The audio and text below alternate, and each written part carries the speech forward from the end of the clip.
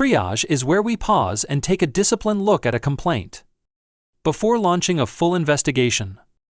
Think of it as the organization's pre-screening stage, a quick but structured assessment to figure out whether the complaint is credible, how serious it is, and what level of response is appropriate. Done well, triage prevents us from wasting resources on minor issues, while making sure serious or dangerous allegations get immediate attention. Let's start with credibility. At this stage, we're not deciding the final truth, we're simply asking whether the complaint has enough merit to move forward. Credibility has two parts: honesty and reliability. Honesty is about whether the person is telling the truth as they understand it. Reliability is about whether their perception or memory of the event is accurate. The key threshold question is, if these allegations are true, would they violate law or policy? If the answer is yes, the matter deserves formal attention. We also look at credibility indicators. Does the story make sense? Does the person have a motive to exaggerate or falsify? Is there any early corroboration emails, chat logs, screenshots? And if the report is anonymous, we don't dismiss it automatically. The level of detail often tells us whether it's worth pursuing. Next, we assess urgency. Urgency is about stopping harm, preserving evidence, and maintaining trust. One best practice is the 72-hour contact rule, reaching out to the complainant within 3 days. The interview doesn't need to happen immediately, but that early contact reassures the employee that the organization is taking the matter seriously.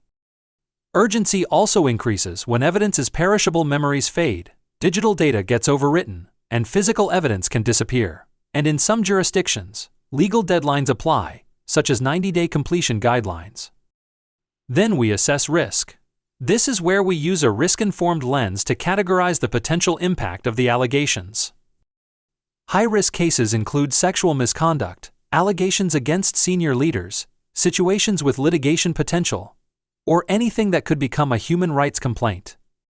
In cases involving possible workplace violence, we conduct a dangerousness assessment looking for warning signs like fixation on weapons, verbal threats, or sudden withdrawal. If there's an immediate threat, we follow an exit plan or hasty assault plan. Safety always comes before fact-finding, and we keep foreseeability in mind. If the organization ignores a known risk, it may be held liable for harm that could have been prevented. Triage often leads to interim measures, temporary steps taken before the investigation is complete. These might include separating parties, adjusting shifts or reporting lines, or placing someone on paid administrative leave. Paid leave is important because unpaid suspensions can look punitive before the facts are established. And in some cases, Triage tells us we need to involve external authorities, police for criminal matters, or regulators, like WorkSafe BC, for serious safety incidents.